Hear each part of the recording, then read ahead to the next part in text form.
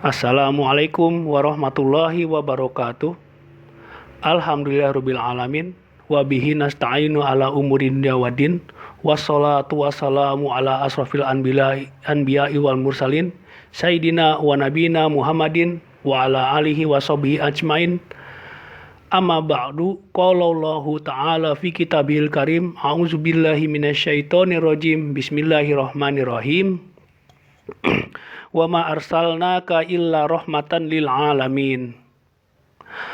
Alhamdulillah teman-teman, kembali bertemu lagi di sini dengan saya Abdurrahman Yusuf di Pondok Ngaji.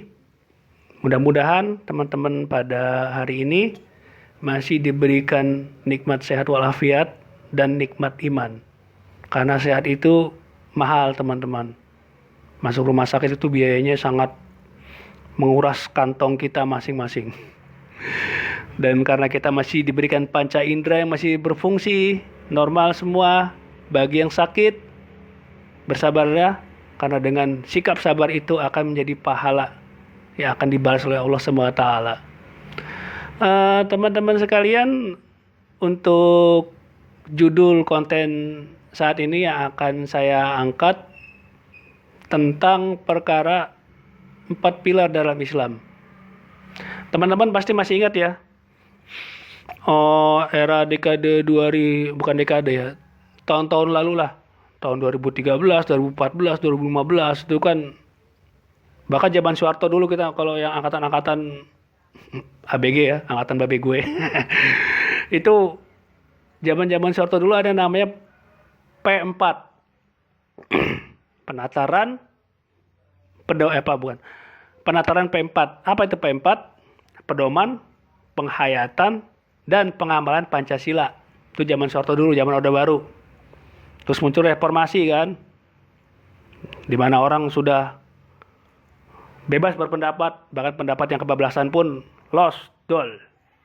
Nah, muncullah di tahun 2012, 2013 ya, saya masih ingat itu, 2014 terus sampai sekarang ini, sebuah seminar-seminar ya yang banyak digalakan oleh pemerintah bertema tentang 4 pilar.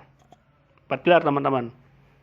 Apa aja seminar yang tentang pendalaman 4 pilar itu?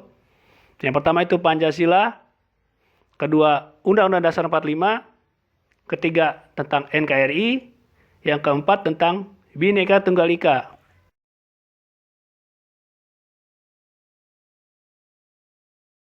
Yang kemarin sempat ramai itu ya, tentang 4 pilar kebangsaan Indonesia. Itu yang banyak digelar seminar itu, dilakukan apa namanya, training gitu kan.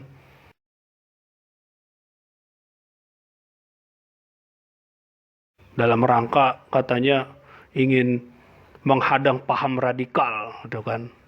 Ini akan kita bahas perkara ini ya, cuman sebentar aja nanti ya. Bagaimana sih Islam yang ternyata itu sebenarnya Islam punya 4 pilar, bahkan 4 sumber yang bisa menjadi solusi permasalahan hidup. Nah, ini yang 4 pilar ini ya, saya kadang agak-agak bingung, saya kadang pengen ngajarin ke anak saya 4 pilar, tapi ya sementara 4 pilar itu sendiri terjadi perdebatan tuh di atas, di kalangan pejabat-pejabat kita ya. Sebagian mengatakan, karena kan tadi kan 4 pilar itu ya, Pancasila, Undang-Undang Dasar 45, NKRI, Bhinneka Tunggal Ika. Sebagian mengatakan bahwasanya Pancasila itu bukan pilar tapi dasar. Tuh coba.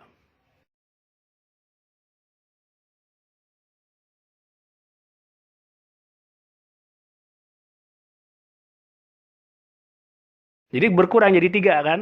Cuman apa? Undang-Undang Dasar 45, NKRI, Bhinneka Tunggal Ika. Jadi Pancasila kata jadi dasar, ditinggal 3.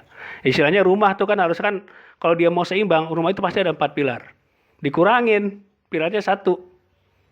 Nah, jadi gimana tuh? Kan pasti agak miring tuh gitu.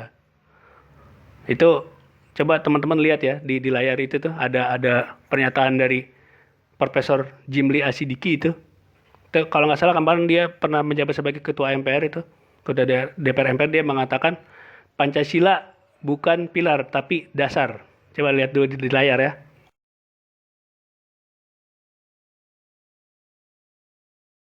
Nah, terus ada lagi teman-teman yang lebih membingungkan lagi nih, pernyataan dari Bung Rocky Gerung mengatakan bahwasanya Pancasila di antara sila-silanya itu saling bertentangan.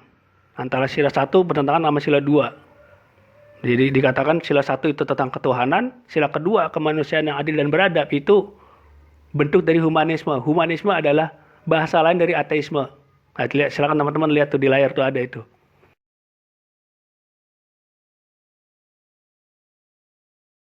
Nah, terus ada lagi teman-teman ya pernyataan yang mengatakan Pancasila sebagai ideologi negara, ideologi bangsa gitu kan.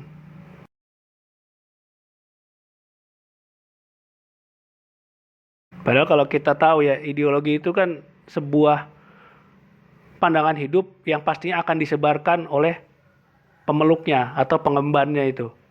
Sebagaimana Islam, dia nggak coba sekedar agama, dia itu sebuah pandangan hidup yang akan disebarkan. Sebagaimana ketika Rasulullah ketika dia hijrah ke Madinah, mendapatkan kepemimpinan di Madinah. Nah, setelah didapatkan kepemimpinan di Madinah, apakah sudah selesai di Madinah saja? Tidak. Ternyata Rasulullah mengutus para sahabat untuk menyebarkan Islam ke Romawi, ke Persia, gitu kan, diajak petinggi-petinggi raja-rajanya itu suruh masuk Islam, ya kan? Jadi disebarkan tuh ideologi. Sebagaimana kapitalisme juga kan, itu disebarkan juga tuh kelewat apa transnasional, lintas negara. Dan sebagaimana juga sosialisme komunis kan sempat masuk juga kemari waktu itu kan. Pemberontakan 48 di Madiun di bawah komando Stalin. Jadi itu komunis versi Soviet itu tahun 48 karena Stalin itu mati tahun 1953. Tahun 1948 tuh di bawah komando Stalin itu. Lalu tahun 65 PKI masuk di Indonesia melakukan itu lagi. Pemberontakan lagi kan tahun 65 30 September itu. Itu sama itu. Itu kan sebuah ideologi yang masuk dari luar masuk ke sini, lintas negara dia. Sementara Pancasila ya kan kalau dia dikatakan ideologi harusnya disebarkan dia ke luar negeri, ke Australia, ke Amerika gitu kan. Ya, malah yang lucu lagi gini, saya agak-agak bingung nih dengan pernyataannya Bung Andi Arief itu teman-teman bisa dia lihat di monitor ya, itu dikatakan bahwasanya Pancasila itu terdiri dari beragam ideologi katanya gitu. Jadi bukan ideologi tapi beragam ideologi. Coba dilihat di layar ya.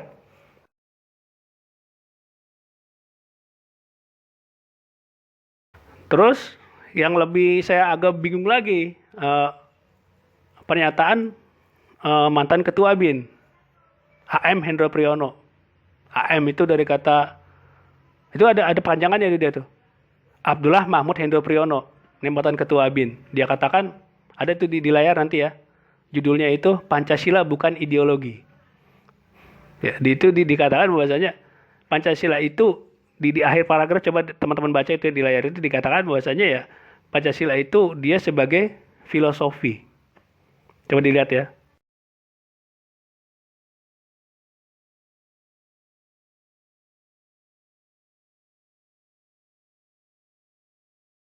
Nah, jadi begini teman-teman. Jadi di satu sisi Pancasila dikatakan sebagai ideologi bangsa. Jadi banyak itu kan beberapa situs-situs itu kan web-web itu yang menyatakan seperti itu tuh, Pancasila sebagai ideologi bangsa gitu kan.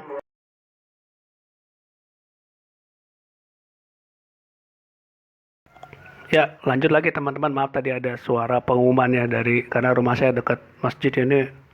Oh, corong toanya itu apa tuh? Soundnya itu 8 mata angin, jadi kencang banget. Nah, kita lanjut lagi ya. Ah, itu tadi begitu tadi itu apa tuh masalah. Jadi Pancasila dikatakan apa sebagai ideologi gitu kan, tapi beberapa 99 mengatakan ini sebagai ideologi, ya kan? Pancasila ideologi. Lah, terus juga Andi Arief mengatakan Pancasila kumpulan dari berbagai beragam ideologi. Rocky Gerung mengatakan ya antar sila di dalam Pancasila itu saling bertentangan antara ateisme dengan ketuhanan. Sila kedua sama sila ke-1 itu saling bertentangan. Coba. Lalu dilakukan apa? Pendalaman 4 pilar, ya kan? 4 pilar, Pancasila, NKRI, Bhinneka Tunggal Ika, terus apa lagi tuh? Undang-Undang Dasar 45. Ternyata dibantah lagi sama Jimli Asidiki, ya kan, bahwasanya Pancasila bukan pilar tapi dasar. Kurang jadi 3. Aduh, gimana itu? Saya kadang untuk mengajarkan ke anak saya untuk mengajarkan untuk materi-materi yang apa ya, subjektif antar orang, antar tokoh itu memandangnya subjektif, dia beda-beda gitu loh. Bahkan bukan beda-beda lagi tapi diametral, bertentangan gitu kan. Satu mengatakan filosofi, satu mengatakan ideologi. Kalau dikatakan ideologi ya berarti kan harus disebarkan tuh Pancasila lintas negara, tapi nggak, dia di sini aja. Kalau dikatakan filosofi, saya lebih setuju Pancasila itu sebagai filosofi saja, filosofi bangsa dan tujuan negara, emang seperti itu. 5 pilar itu, lima sila itu ya. Jadi ya saya kadang untuk mengajarkan kayak gitu-gitu ke anak saya, ya karena di mereka juga terjadi perdebatan kayak gitu kan, saya jadinya ya aduh, yang mana sih yang mau jadi standar gitu kan, pusing sendiri kan gitu kan. Artinya kan apa ya, bukan saya mau anti, enggak, bukan, jadinya kita mau mana yang mau kita jadikan standar itu kan harusnya dia permanen, tetap permanen dan jelas gitu kan, nggak bisa diubah-ubah lagi. Bahkan dikatakan harga mati, ini nggak diubah-ubah, dikatakan bukan pilar tapi dasar, ya kan, dikatakan ideologi tapi bukan ideologi, filosofi, ya kan, terus dikatakan saling bertentangan antar silanya. Aduh, jadi puyang dah tuh kita. Untuk mengajarkan ke anak juga saya ya hanya sekedar pengetahuan sosial aja, sementara nanti penerapan di lapangan juga apakah orang-orang itu juga yang mengklaim sebagai Pancasilais itu betul-betul menjalankan Pancasila itu. Kalau dikatakan ideologi, gini ilustrasinya teman-teman. Ideologi itu kan dia sebuah pandangan hidup yang dimana dari pandangan hidup itu akan melahirkan apa? Peraturan, akan menurunkan aturan-aturan tuh. Sebagaimana Islam, pandangan hidupnya apa? Pandangan hidup Islam adalah tauhid, akidah Islam, 6 rukun iman. Yang dari situ nanti akan menurunkan aturan-aturan, baik dari Al-Quran, dari As-Sunnah, ya kan, dari Ijma dan Qiyas Syar'i. Jadi aturan-aturan itu akan digali dari situ tuh. Nah kalau Pancasila dikatakan itu sebagai ideologi, harusnya konsistennya nih bagi para anggota-anggota dewan, kalau dia meyakini Pancasila sebagai ideologi, oke, berarti ketika ada permasalahan, nah Pancasila itu ada permasalahan nih di sebuah negara nih, permasalahan tertentu gitu ya, permasalahan yang itu menyangkut hajat hidup orang banyak, menyangkut permasalahan rakyat, harusnya sebelum menelurkan kebijakan yaitu masuk kamar gelap, ya kan, masuk kamar gelap merenungi 5 sila itu, ya kan, dalam-dalam, melakukan kontemplasi kalau bisa, mencari wangsit di kamar gelap itu. Setelah dia mendapatkan inspirasi atau wangsit itu tadi, baru dia keluar hasil penghayatan 5 sila itu tadi. Barulah dia bikin RUU dan akan dijadikan undang-undang. Tapi apa yang terjadi teman-teman? Ketika ada permasalahan-permasalahan yang menyangkut ya hak-hak rakyat gitu kan, yang kita lihat apa? Studi banding ke luar negeri. Emang di luar negeri ada Pancasila? Ini saya terang-terangan aja ngomong ya, di luar negeri ada Pancasila? Nggak ada. Dia studi banding ke luar negeri. Studi banding ke luar negeri sendiri? Enggak. Bawa keluarganya kadang-kadang. Bawa keluarganya, setelah itu di sana apa? Selfie-selfie, foto-foto, wisata, pulang-pulang pamer, ya kan? Saya jalan-jalan ke luar negeri, ya kan, foto-foto ria, berselfie ria. Kebijakannya dari sana juga apa yang dibawa ya undang-undang yang mengikuti ya aturan negara sana. Yang di negara luar itu kan ideologinya apa? Kalau nggak kapitalis ya sosialisme komunis. Rata-rata kapitalis di dunia ini ya. Nah, akhirnya muncullah undang-undang, ya kan, yang itu ya nggak pro sama rakyat, nggak Pancasilais lah bisa dikatakan. Coba. Jadi apa?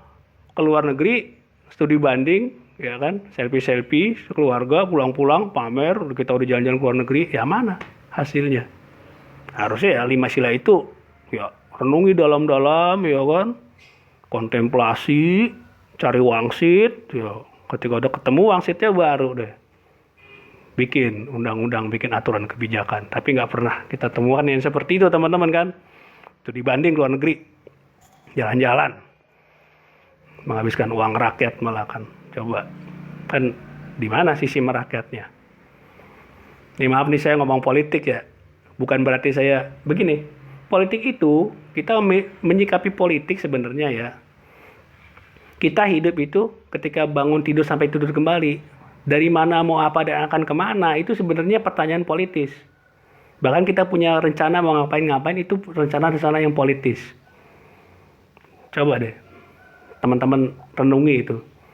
Kalau orang yang ngerti politik ya dia akan kebingungan dia mau ngapain ya kan? Ikut arus saja gitu, nggak punya identitas gitu kan. Itu orang-orang yang nggak ngerti politik. Bahkan orang-orang yang ngerti politik ya kan dia akan tahu kebijakan negara saat ini apa nih ya kan. Yang itu hanya sekedar kebijakan yang administratif ataukah kebijakan yang bakal nantinya itu punya dampak ke rakyat banyak. Kenapa? Semua kita ini walaupun kita nggak ngomongin politik, pasti ketika ada kebijakan kita akan mendapatkan dampak dari kebijakan itu tadi. Nggak ngomongin politik, misalkan BBM naik, ya kan? Harga BBM naik itu hasil keputusan politik itu. Harga sembako naik itu hasil keputusan politik. Jadi lucu aja kalau ada yang mengatakan saya nggak mau ngomongin politik, saya anti politik. Loh, justru kehidupan kita itu bergelut dalam kebijakan-kebijakan dan kita mendapatkan dampak-dampak politik dari sebuah kebijakan. Jadi politik itu apa? Tentang kebijakan negara. Ya itu yang sebagian wawasan saya berikan ke teman-teman ya. Nah, kembali ke 4 pilar itu tadi ya maaf aja. Jadi saya kadang untuk mengajarkan ke anak-anak saya tentang 4 pilar itu ya saya ajarkan ya sekedar sebatas pengetahuan aja. Tapi untuk standarisasi mana yang benar itu sebagai pilar ataukah dasar ataukah dia sebagai ideologi ataukah filosofi ya saya juga bingung sendiri gitu kan. Ibaratnya lagunya Mbak Happy Rismanda itu mengatakan karena sudah kebingungan ya udah wes cukup mending balik kanan wae itu gitu aja dah saya deh.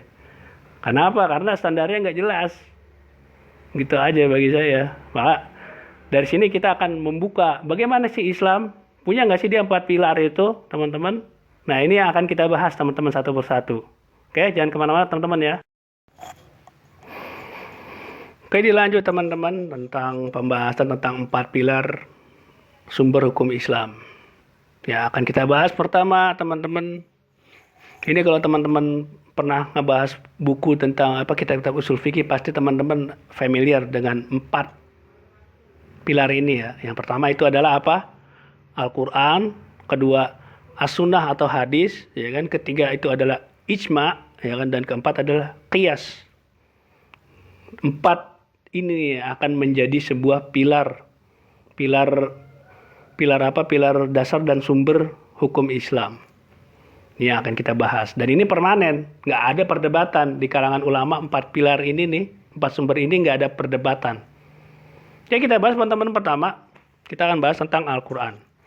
Apa itu Al-Quran? Ya, Al-Quran itu adalah sebuah wahyu yang diwahyukan kepada Nabi kita, baginda Rasulullah Muhammad Sallallahu Alaihi Wasallam, ya kan? Wahyu yang menjadi penuntun untuk seluruh umat manusia. Itu disebut sebagai Al-Quran. Wahyu yang pertama diturunkan kepada Muhammad ketika dia diangkat menjadi Nabi dan Rasul pada usia 40 tahun. Ingat tuh ya, 40 tahun dia diangkat menjadi Nabi dan Rasul. Itu adalah wahyu yang berupa perintah untuk membaca. Apa? Wahyunya itu pertama, Iqra. Iqra bismi rabbikal ladzi khalaq, ya kan. Dan di situ dikatakan bahwasanya bacalah, ya kan. Bacalah dengan nama Tuhanmu yang telah menciptakan. Ya, dari situ bahwasanya dunia Islam memang diperintahkan untuk selalu membaca. Baik membaca ayat kauniyah, ayat-ayat yang ada di alam semesta ini, ya kan. Atau ayat yang qauliyah, ayat yang tertulis pada kitab suci Al-Quran. Karena apa? Ini kan ayat qauliyah itu kan dia menjadi sebuah dalil nakli. Kalau ayat-ayat qauliyah, ayat kauniyah itu menjadi dalil akli dia. Dari situ dia manusia bisa menganalisa tentang keberadaan Allah, ya kan, sebagai pencipta dan pengatur kehidupan. Itu Al-Quran tuh. Yang pertama diturunkan wahyunya berupa surat Al-Alaq, Iqra bismi rabbikal ladzi khalaq, yang diwahyukan kepada Nabi Muhammad, ya kan, ketika dia diutus menjadi nabi dan rasul oleh malaikat Jibril alaihi salam. Dan Al-Quran ini yang sekarang ada di tangan kita ini, ya, Al-Quran yang terdiri dari 114 surat, 6.666 ayat, kalau dihitung secara jumlahnya itu kan ayatnya, dan ada 30 juz atau bisa disebut sebagai Mushaf Utsmani. Karena disebut Mushaf Utsmani, ini jawabannya nanti akan menyambung kepada bab tentang ijma, pilar yang ketiga. Oke, jadi seperti itu. Nah, untuk menguji apakah Al-Quran itu betul wahyu Allah, ya kan? Ya, ini akan kita uji. Pertama, ada tiga kemungkinan. Pertama, Al-Quran itu sebagai wahyu Allah, ya kan? Kedua, dia sebagai karangan Nabi Muhammad SAW. Dan ketiga, dia adalah karangannya orang Arab, teman-teman. Karena orientalis ini banyak ya yang membuat keraguan di kalangan kaum muslimin ini, menggugat Al-Quran itu sebagai kitab suci, sebagai wahyu. Nah, itu dia membuat tiga itu tadi itu. Apakah Al-Quran itu wahyu Allah? Apakah Al-Quran itu adalah karangan Nabi Muhammad? Ataukah Al-Quran itu karangan tulisannya orang-orang Arab? Kita akan bisa membantah bahwasanya Al-Quran itu dia adalah jelas itu adalah wahyu Allah. Pertama, kalau Al-Quran dikatakan dia itu karangan bangsa Arab, bahkan Al-Quran pun sendiri menantang lewat ayatnya, ya kan, yang di situ disebut bahwasanya ayat itu mengatakan faktu bisuratim mim mislih. Apa di situ, yang artinya bahwasanya maka buatlah, ya kan, satu surat yang semisal, yang seperti Al-Quran itu. Ditantang orang-orang Arab itu. Kalau memang Al-Quran itu satu bentuk, hanya sebuah bentuk kebudayaan atau hasil kreasi orang-orang Arab, Al-Quran pun membantah. Silakan membuat surat yang semisal dengan Al-Quran itu tadi. Dan ini terjadi, teman-teman.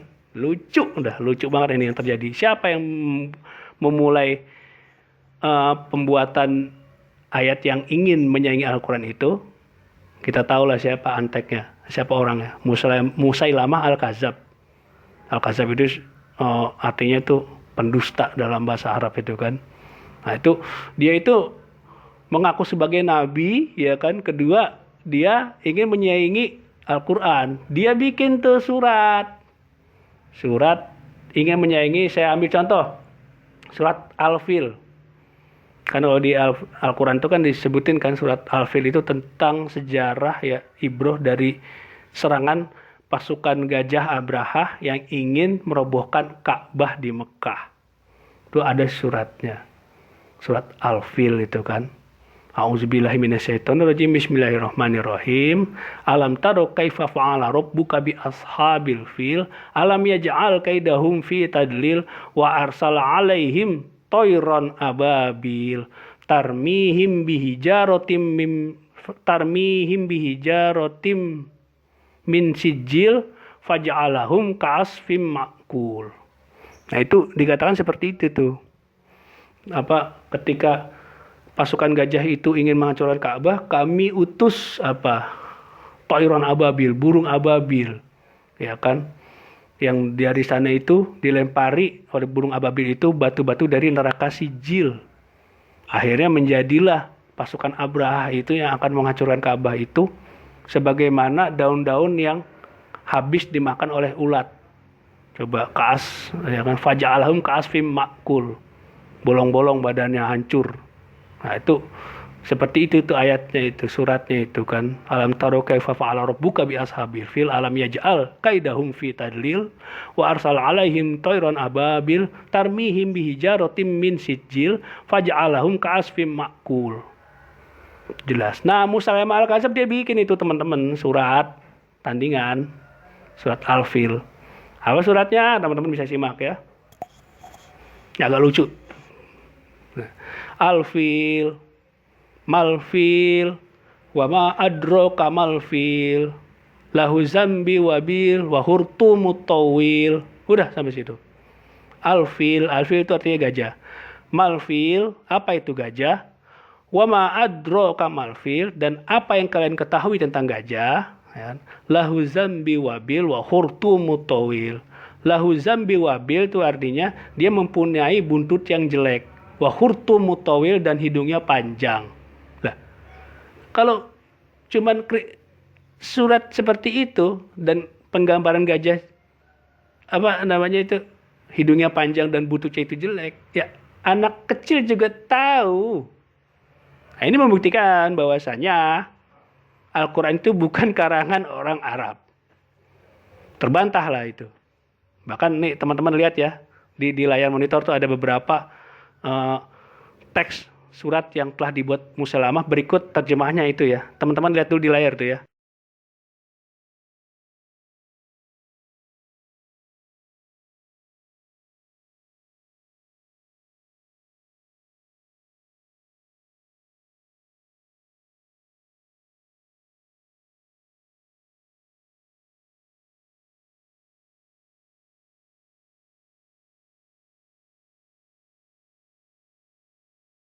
Oke, teman-teman udah baca tadi ya beberapa salinan surat yang dibuat oleh Musailamah, atau berikut terjemahnya itu ada tentang apa tadi itu? Ya Difda bintu Difdain. Maksudnya apa di situ? Wahai kodok yang lahir di antara dua kodok.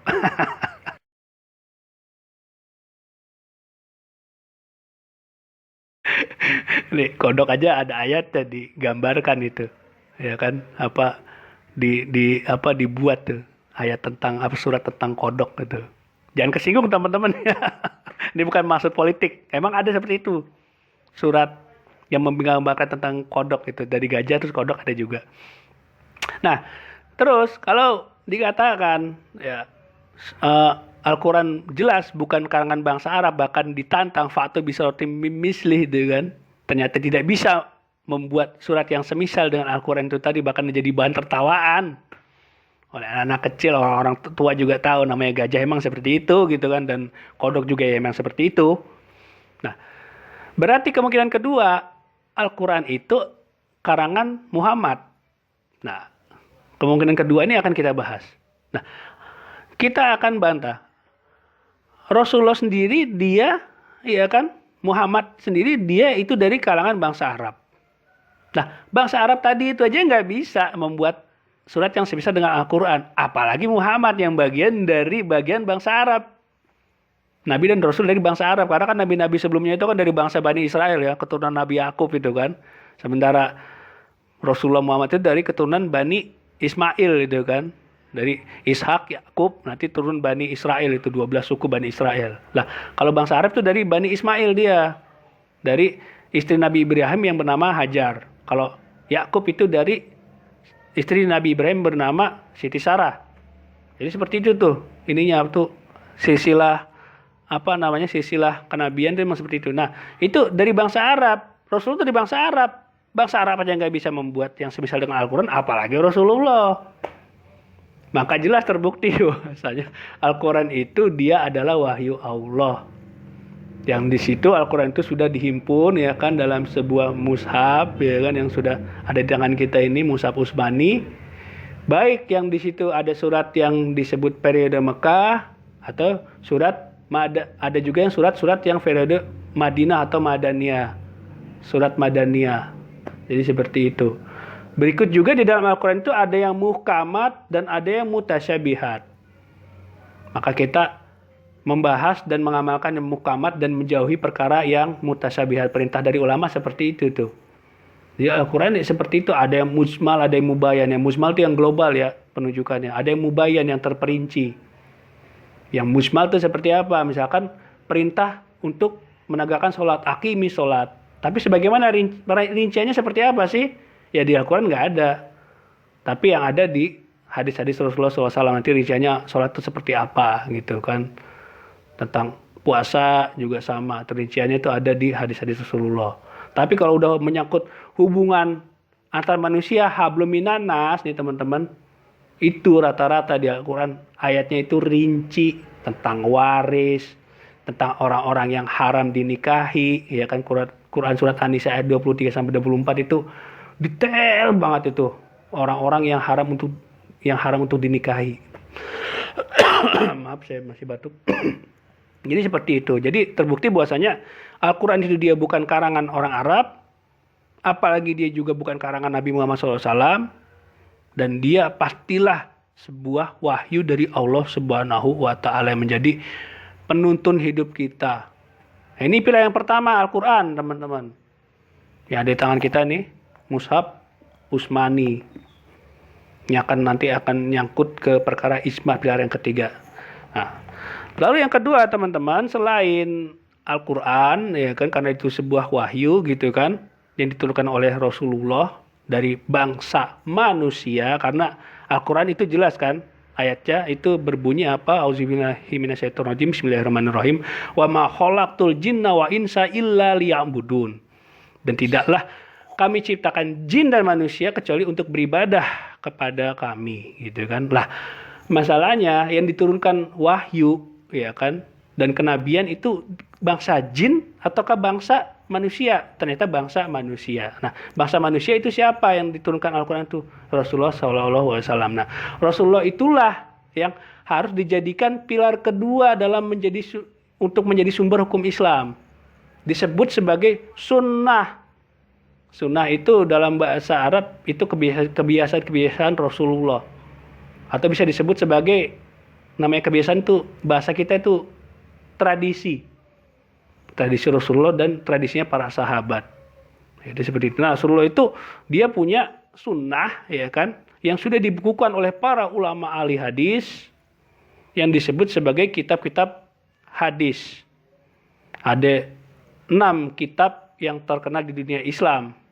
Kitab-kitab yang memuat perkataan Rasulullah, ya kan. Jadi Rasulullah itu ada 3 kan yang kita bisa ambil contoh itu. Pertama perkataannya, kedua perbuatannya, yang ketiga diamnya Rasulullah atas perkara-perkara tertentu. Jadi ada sunnah qauliyah perkataan, ada sunnah fi'liyah perbuatan, ada lagi sunnah takririyah. Diamnya Rasulullah atau persetujuan Rasulullah pada perkara-perkara tertentu. Nah, perkataan-perkataan Rasulullah itu dibukukan dalam kitab-kitab hadis yang sudah terkenal di dunia Islam. Jadi teman-teman bisa itu mendownloadnya. Coba teman nanti di deskripsi ya. Saya nanti akan cari link-linknya itu di deskripsi, itu ada nanti download tentang kitab-kitab 6 kitab hadis yang terkenal di dunia Islam. Ya kan, ada Sahih Bukhari, ada Sahih Muslim, ada Sunan Abu Daud, ya kan, ada Sunan Tirmizi, ada Sunan Nasai, ada Sunan Ibnu Majah. Ada 6 itu yang terkenal di dunia Islam itu. Nah, ada lagi kitab hadis yang paling tertua sebelum adanya 6 kitab hadis itu, yang paling tua itu adalah kitab Al-Muwatta. Al-Muwatta itu dikarya oleh siapa penulisnya itu? Imam Malik. Jadi kalau dalam Islam itu kan ada 4 mazhab ya. Mazhab yang pertama itu mazhab Imam Abu Hanifah, mazhab Imam Malik, yang ketiga itu mazhab Syafi'i berdasarkan kronologi waktunya ya, tahunnya ya. Yang keempat adalah mazhab Imam Ahmad bin Hambal. Nah, Imam Malik ini ya dia membuat kitab hadis yang pertama itu kitab Al-Muwatta. Nah, teman-teman coba download, itu bisa ada ya. Di link deskripsi saya ada link download itu. Yang terjemah juga ada, yang Arab juga ada. Itu hadis Rasulullah itu menjadi sebuah pilar kedua setelah Al-Quran, pilar atau sumber kedua dalam menarik sumber hukum Islam. Jadi bukan cuman Al-Quran aja. Kalau Al-Quran tapi hadis ditolak gitu kan, itu jadi jatuhnya kita ingkar sunnah, itu bahaya gitu kan. Nah, ada Al-Quran, ada As-Sunnah gitu kan. Nah, Al-Quran dan As-Sunnah ini ya kan, ada yang dia itu hadis-hadis ini, ada yang secara kualitasnya itu tadi, ada yang disebut sebagai sahih, hasan, dan dhaif. Bahkan maudhu oleh para imam-imam ahli hadis ya, menilai suatu hadis itu.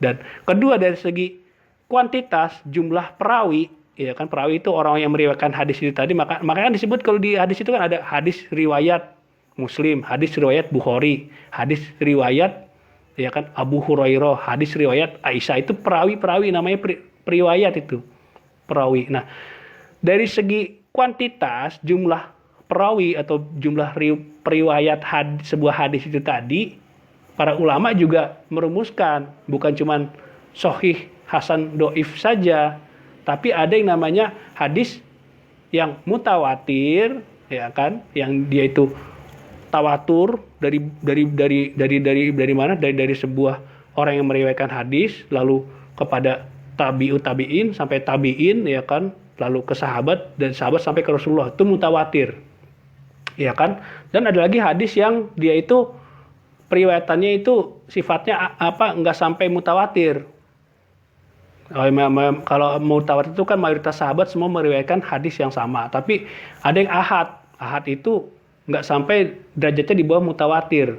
Nah, hadis ahad itu ada 3 jenis. Ada hadis yang jatuhnya itu masyhur, ada hadis aziz, ada hadis gharib. Itu hadis ahad itu. 3 hadis ahad. Tiga kriteria hadis ahad itu tadi itu yang yang sudah ditelurkan oleh dituliskan oleh para ulama dalam kitab ilmu mustalah hadis. Teman-teman juga harus mengetahui nih ilmu tentang hadis, nggak cuman istilahnya hadis sahih, doif, nggak cuma gitu aja. Harus tahu juga tuh mutawatir ataukah ahad hadis gitu kan. Layak nggak nih untuk perkara furu'iyah ataukah perkara akidah, ya kan, hadis-hadis ini ya itu ada penilaiannya. Itu namanya kitab mustalah al hadis. Saya punya ini pengarangnya ini Abdul Qadir Hasan. Ini penerbit CV Diponegoro Bandung. Alhamdulillah nih dibahas di sini secara panjang lebar nih hadis-hadis, ya kan. Nah, jadi seperti itu. Jadi pilar kedua, teman-teman, selain Al-Quran, Al-Quran itu karena diturunkan oleh kepada bangsa manusia, ya kan, Rasulullah Muhammad SAW itu bangsa manusia, maka butuh sebuah contoh, contoh suri tauladan, uswatun hasanah. Uswatun hasanah itu siapa yang bisa kita contoh? Bukan malah tokoh-tokoh yang lain, ya pasti kita mengikuti contoh Rasulullah SAW. Nah, contoh-contohnya itu ada dalam kitab-kitab hadis. Bahkan Michael C. Hart dalam kitabnya 100 tokoh terkemuka dunia, nomor 1 yang dia tulis siapa? Rasulullah Muhammad SAW. Itu coba nomor 1. Ya berarti dialah pemimpin yang dia itu mendapatkan wahyu, ya kan, lalu dia menyebarkan wahyu itu, berjuang, ya kan, supaya umat manusia mengikuti apa yang dia bawa itu tadi, dia emban dan dia melihat, ya kan, hasil yang dia bawa itu, dan dia memimpin umat manusia saat itu di Madinah. Dalam masa berapa tahun? Di Mekah 13 tahun, di Madinah 10 tahun, 23 tahun dia mengemban dakwah. Ya, dakwah itu kan seruan, ya, menyeru umat manusia untuk mengikuti jalan Rasulullah, jalan Islam. Dan dia menikmati hasil jeripaya itu dia memimpin dengan apa yang dia bawa dan dia emban itu tadi itu di Madinah. Dia menjadi kepala negara di Madinah. Coba waktu sebelum Madinah itu namanya Yasrib kan sebelumnya kan namanya. Jadi itu Al-Quran dan As-Sunnah. As-Sunnah itu sebuah contoh dari Rasulullah itu yang pastinya manusia itu kan butuh contoh, ya. Nggak mungkin masa mencontoh ke bangsa jin, sementara bangsa jin aja nggak diturunin wahyu gitu kan. Pasti mengikuti bangsa manusia siapa? Rasulullah Muhammad SAW. Jadi gitu. Nah, pilar yang ketiga, teman-teman, selain Al-Quran dan As-Sunnah, ya kan, ada yang namanya ijma. Ijma itu artinya apa? Kesepakatan. Kesepakatan siapa? Yang sahih itu kesepakatan para sahabat. Kenapa sahabat? Karena mereka yang bersama-sama berjuang bersama Rasulullah. Jadi Rasulullah tuh nggak berjuang menegakkan Islam sendiri-sendiri. Dia nggak sendiri, dia bersama para sahabat. Jadi kalau berjuang sendiri itu namanya Superman tuh kita tuh. Jangan sampai kita berjuang sendiri-sendiri, ya. Itu pasti kita dikeroyok lah. Nggak akan kuat kita berjuang sendiri. Rasulullah aja dia berjuang bersama para sahabat. Nah, sahabat juga kan dalam menjalankan perintah Rasulullah, ya kan, dan menerapkan hukum, pasti ada sebuah perselisihan tersendiri. Nah, ketika perselisihan itu disepakati jalan keluarnya, nah, kesepakatan sahabat itulah yang bisa disebut sebagai ijma sahabat. Itu ijma. Ada lagi ijma ulama, ada lagi ijma kaum muslimin gitu kan. Nah, saya punya kitab ini downloadan, ya. Namanya kitab Ensiklopedia Ijma, teman-teman. Coba teman-teman lihat itu ada covernya tuh, ya.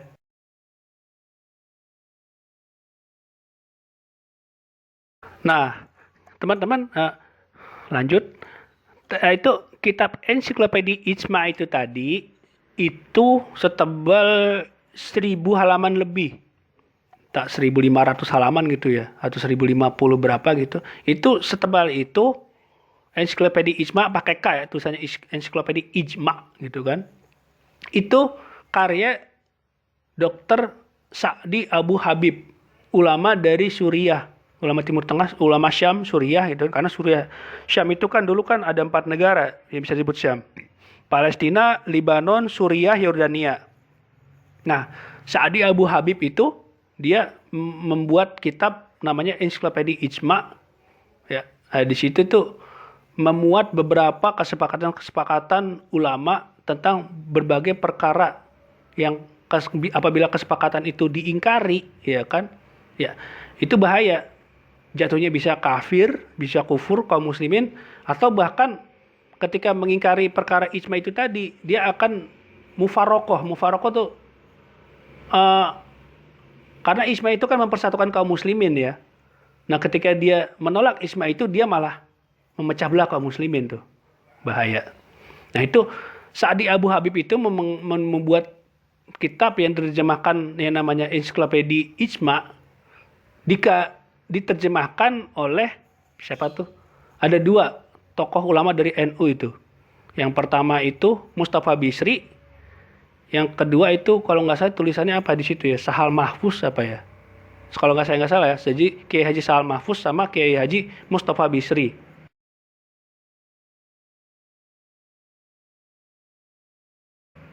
Itu Gus, panggilnya siapa sih Mustafa Bisri? Oh Gus Mus, saya lupa. Maaf Pak Yai. Nah, itu seperti itu. Dan itu diberi kata pengantar oleh mantan presiden kita, Gus Dur Abdurrahman Wahid. Coba. Nah, coba teman-teman baca di situ ya. Kalau nggak salah di halaman 351.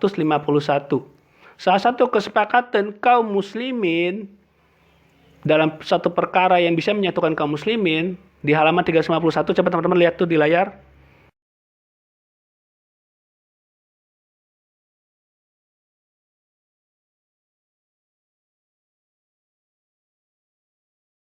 Nah, di layar itu jelas bahwasanya ada bab tentang al-khilafah. Al-khilafah itu bagian dari ijma.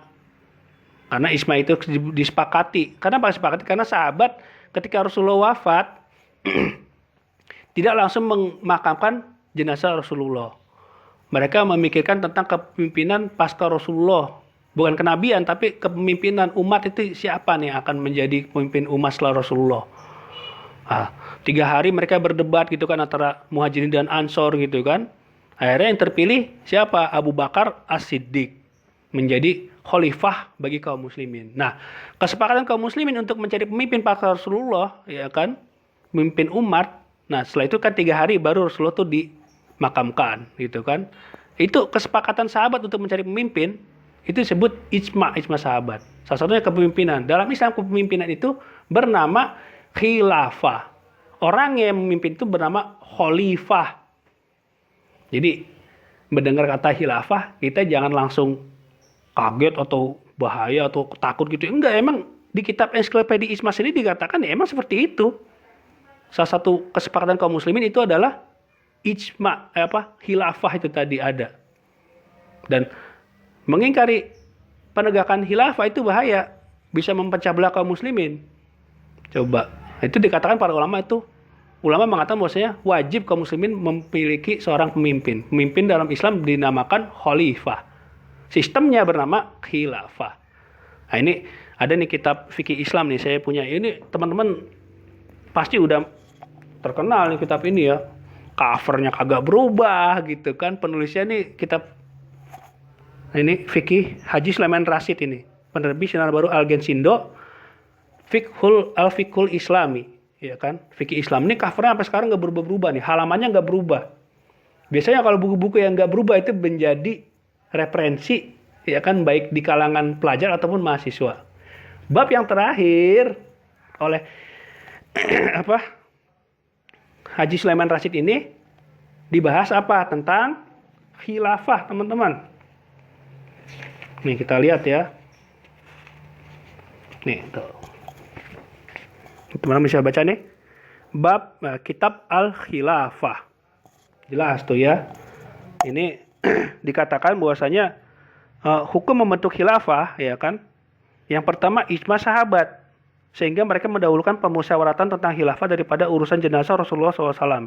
Ketika itu para pemimpin Islam sungguh ramai membicarakan soal khilafah itu, saling berdebat dan mengemukakan pendapat. Akhirnya tercapailah kata sepakat memilih Abu Bakar menjadi khalifah, kepala negara Islam yang pertama sesudah meninggalnya Rasulullah Shallallahu Alaihi Wasallam. Jadi itu tuh jelas tuh. Nih ya, ditulis tuh seperti ini nih. Poin pertama.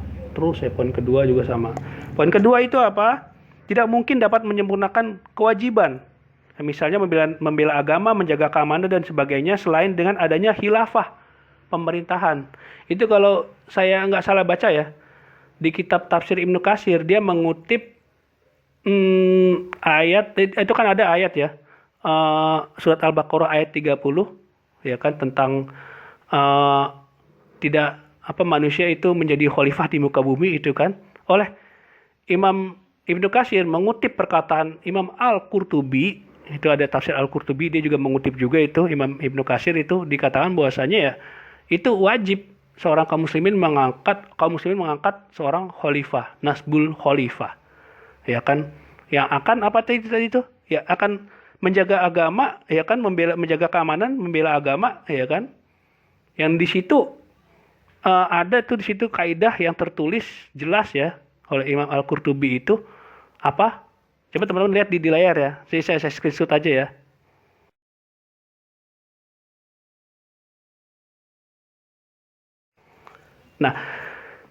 Nah itu kan jelas di sini tertulis bahwasanya man la yatimmu wajib illa bihi fahuwa wajib.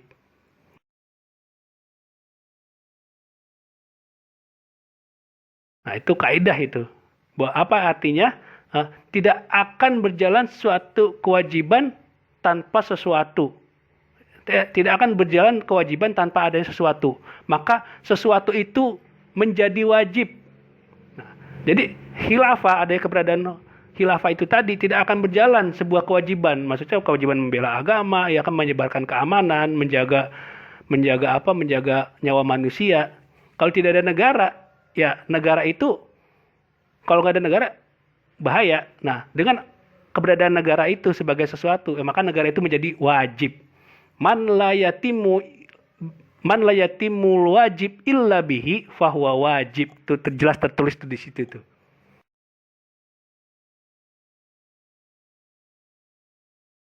Coba ya, tafsir Ibnu Katsir mengutip tafsir Imam Al-Qurtubi.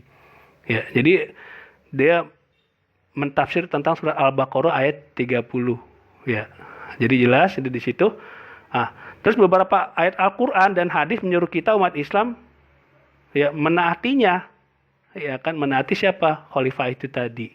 Jadi jelas bahwasanya tentang khilafah itu ya bukan perkara yang asing gitu, perkara yang aneh dalam Islam. Enggak, emang udah para ulama tuh merumuskan emang seperti itu, ada. Bahkan ada kitab yang bernama Ahkamus Sultaniyah.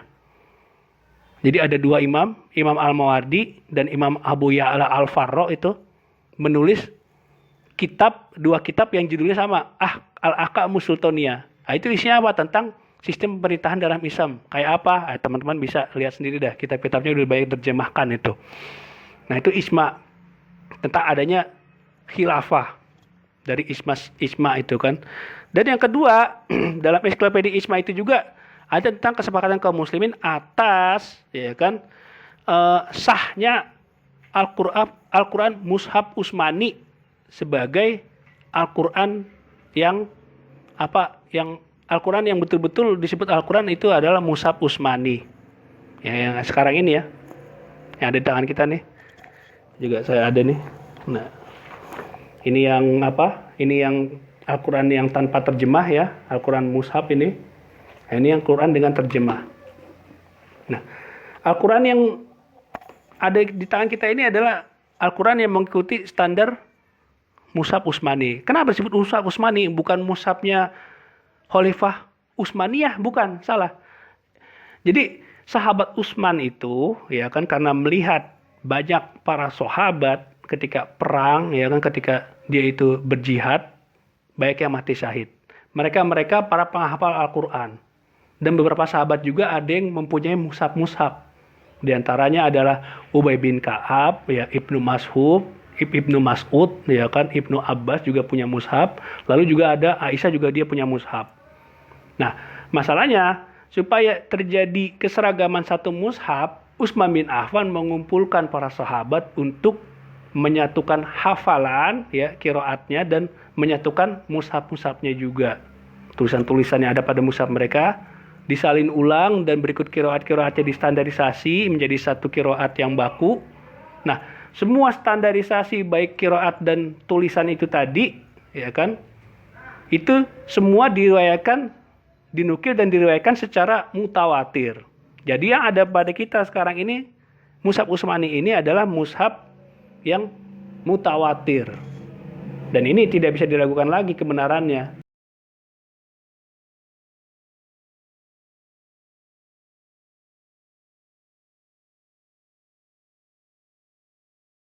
Lalu bagaimana mushaf-mushaf yang ada para sahabat itu tadi? Ya, mushaf itu sudah tidak diakui sebagai Al-Quran. Karena apa? Ya, banyak perbedaan bacaan ayat antara satu dengan yang lain itu saling berbeda. Maka disatukan oleh Utsman bin Affan. Nah, penyatuan itu tadi, kesepakatan Utsman bin Affan bersama para sahabat disebut sebagai ijma. Jadi jangan sampai kita mentang-mentang ada sebuah itu, ya, wasiat Rasulullah, berpeganglah kalian kepada Al-Quran dan sunnahku, gitu kan.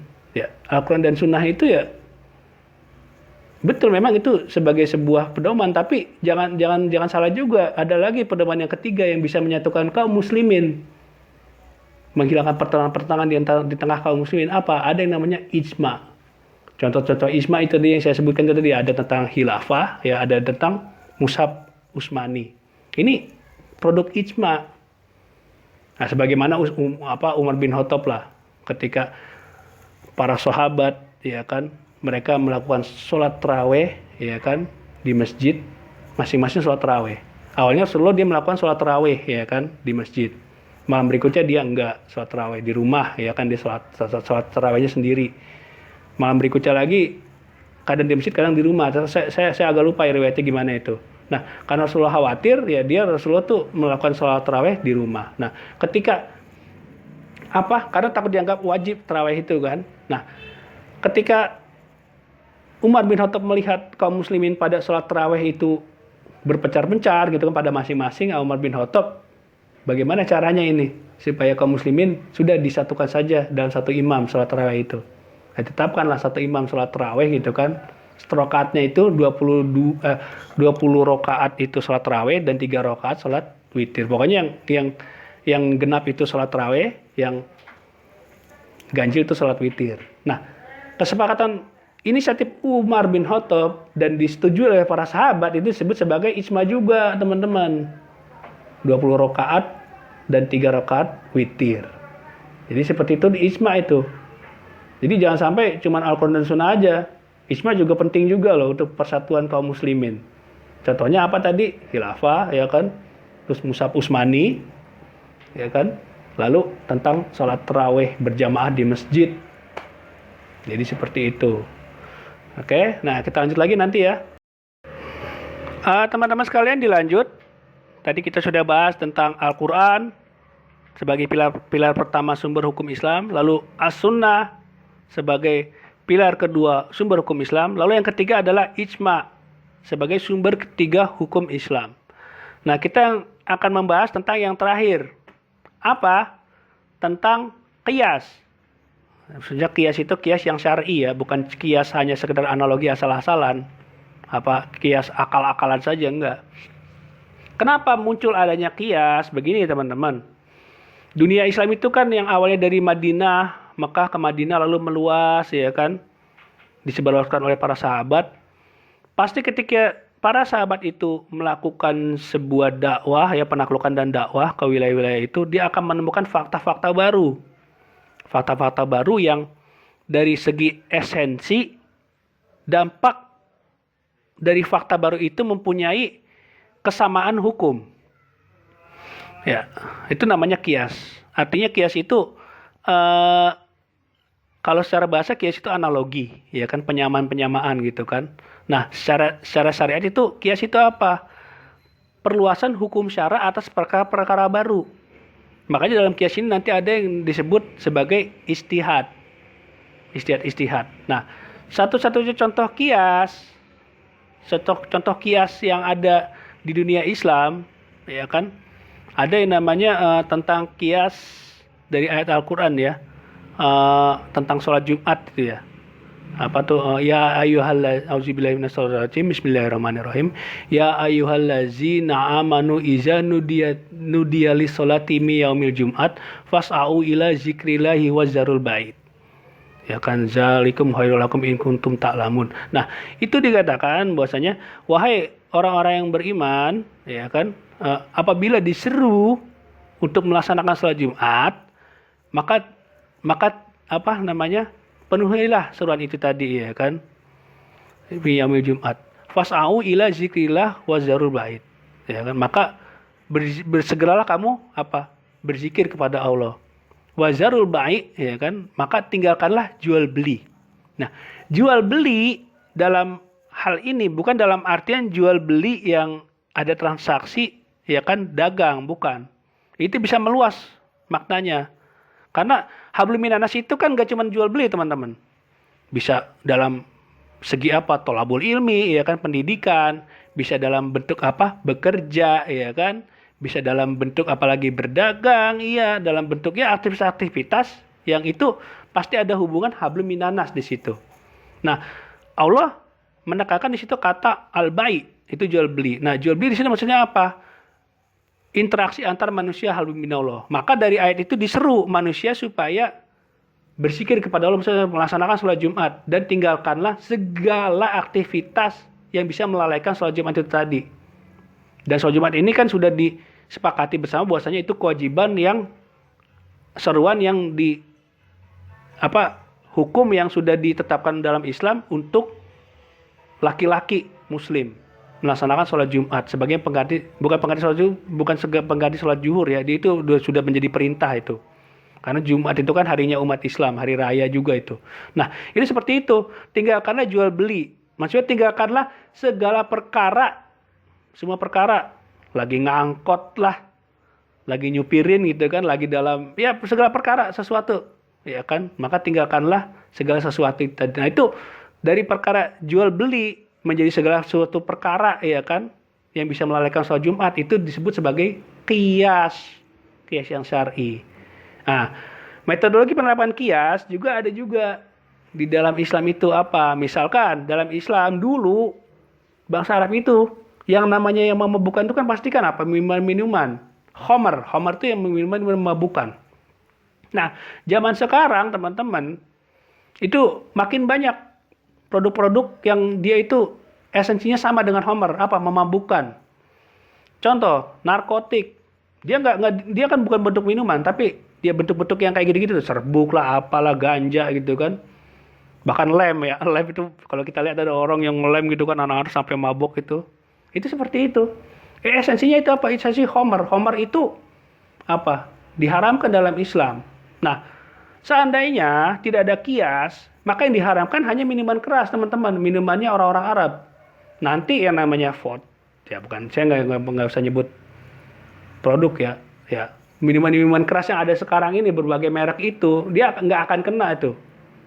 Coba bayangkan kalau nggak ada kias, ya kan. Bahkan narkotik dia nggak akan kena. Oh, yang disebutin kok homer, bukan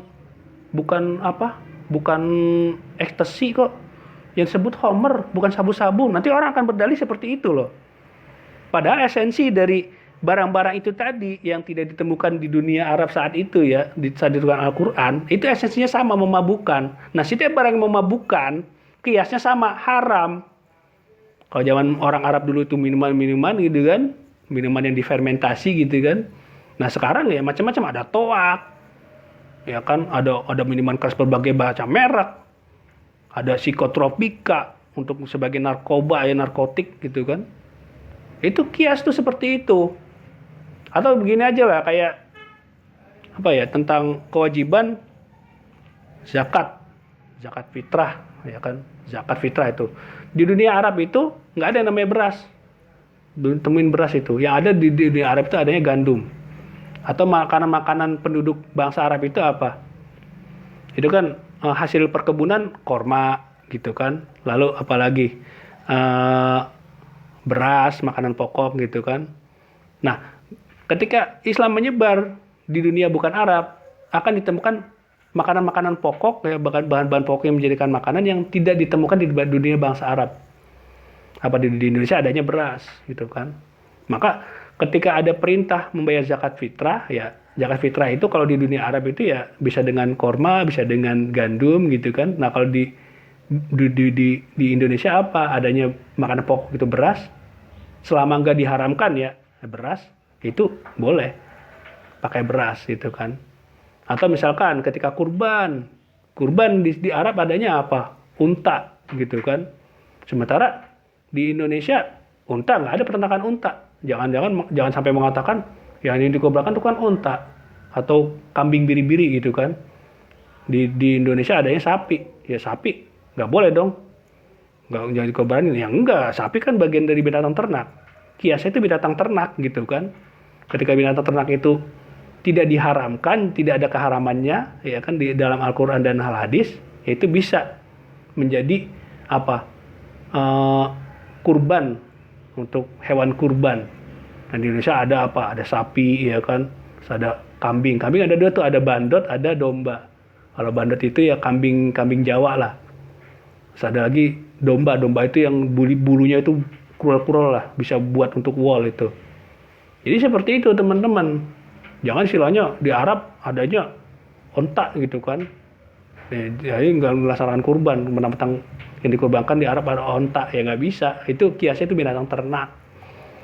Nah, jadi itu teman-teman ya tentang 4 pilar ya yang sudah saya jelaskan dalam Islam itu apa? Al-Qur'an ya kan sebagai wahyu Allah. Kedua, dia adalah as-sunnah sebagai contoh dari Rasulullah ya kan, contoh penerapan apa? Hukum Islam yang dicontohkan oleh Rasulullah itu sunnah. Yang ketiga adalah ijma sahabat yang itu sebagai pemersatu kaum muslimin, pemersatu ya. Makanya jangan sampai kita berpecah belah nih kaum muslimin ya, bersatu. Yang pemersatunya satu-satunya apa? Mushaf Utsmani ada itu kan. Nah, lalu kedua tentang al-khilafah gitu kan, menyatukan kaum muslimin, kepemimpinan kaum muslimin. Yang ketiga tentang sholat tarawih berjamaah di masjid.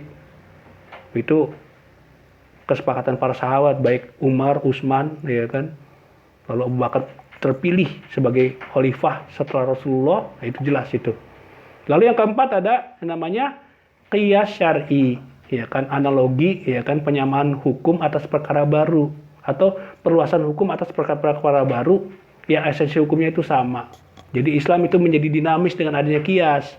Dengan adanya ijma Islam menjadi ada persatuan, dengan adanya qiyas Islam itu menjadi dinamis dan maju. Muncullah ijtihad, muncul bara mustahid di dunia Islam. Nah, itu 4 pilar yang bisa saya jelaskan teman-teman ya. Oke. Jangan sampai kita kebingungan lagi tentang 4 pilar bernegara ya kan, penataran P4 terus sekarang jadi 4P4 pilar gitu kan ya. Udah istilahnya itu perkara-perkara yang buatan manusia gitu kan. Sementara yang sudah dicontohkan oleh Rasulullah dan diwahyukan oleh Allah itu dan dijalankan oleh para sahabat berupa ijma gitu kan, lalu qiyas yang sudah dirumuskan oleh para ulama itu yang tidak ada perdebatan di dunia Islam. Bahkan dalam kitab usul fikih 4 pilar sumber itu sudah dibahas dan tidak ada perselisihan di kalangan ulama kaum muslimin tentang 4 pilar ini. Oke teman-teman, nggak perlu ragu lagi ya kan tentang 4 pilar yang sudah saya jelaskan tadi ya kan. Jangan kebingungan lagi ya tentang 4 pilar yang sudah dijelaskan tadi. Dan kurang lebihnya mohon maaf, kita tutup ya kan dengan membaca alhamdulillahirabbil alamin. Pada saat ini Allah sudah memberikan kita kesehatan dan panca indera yang masih berfungsi. Bagi teman-teman yang sakit, sekali lagi saya ajak teman-teman supaya bersabar ya kan menghadapi sakit, karena dengan sabar itulah sikap yang akan meraih pahala dari Allah dan pahala dari ridho Allah. Ya kan? Yang kedua, kita bacakan istighfar 3 kali, astagfirullahaladzim, astagfirullahaladzim, astagfirullahaladzim, karena kita sebagai hambanya yang lemah, kita tidak maksum. Kita bukan nabi, karena maksum itu dijaga dari kesalahan. Oke. Lalu yang ketiga, kita tutup dengan doa kafaratul majlis. Subhanakallahumma wa bihamdika asyhadu an la ilaha illa anta astaghfiruka wa atubu ilaik. Kurang lebihnya mohon maaf. Assalamualaikum warahmatullahi wabarakatuh.